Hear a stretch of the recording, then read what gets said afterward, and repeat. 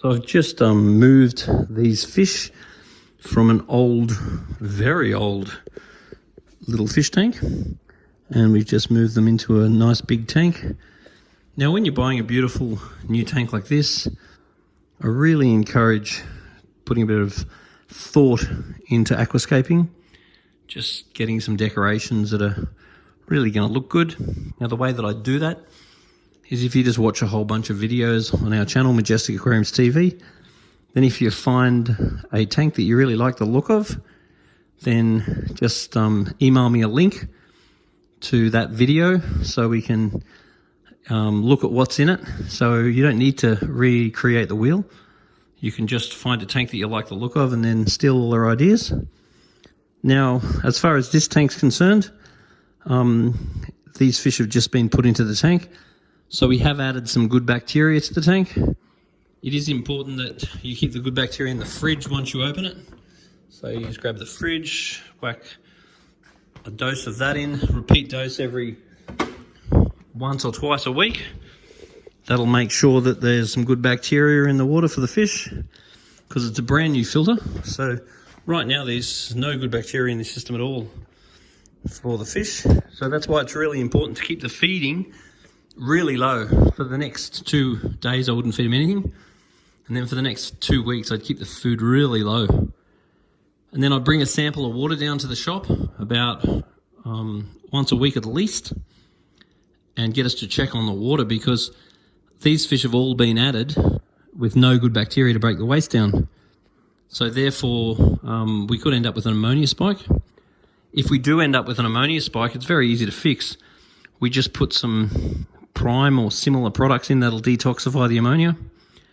Now the other thing we've got to do with this tank is make sure that their surface agitation is very good.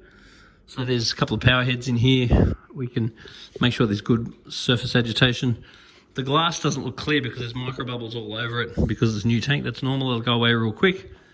And the other thing just to be aware of with this tank is these fish are very old. How old did you say? About 8 years. So 8-year-old cichlids, they're pretty on the old side, not the yellow ones, they're new. So anything particularly traumatic, such as a relocation or a swap over, for old fish isn't a bit of an issue. So losing the odd fish after something stressful like this is not unusual, particularly if your fish are old. Now, because these fish have been together for quite a long time, and now they're in a new tank, so you have an opportunity to put new fish in, I would probably let this tank stabilise for about 2 weeks. I'd make sure that I'm getting a sample of water done at least once a week. I'd keep the food really light for the next couple of weeks. And then if 2 weeks down the track come and the water quality is good, then I would consider adding some new fish. And I would do that before these fish get territorial, because right now this is a whole new environment for these fish. And they'd be wondering what the hell's going on, because they've lived in that old little tank for so long. So once again, if in doubt, get a sample of water, bring the sample of water down to the shop. So sitting nicely on 25 degrees, which is good. Just keep an eye on the temperature. And if in doubt, come down and see us. Bring us a little video of the tank running. Bring us a sample of water, and we can monitor it and see how we go.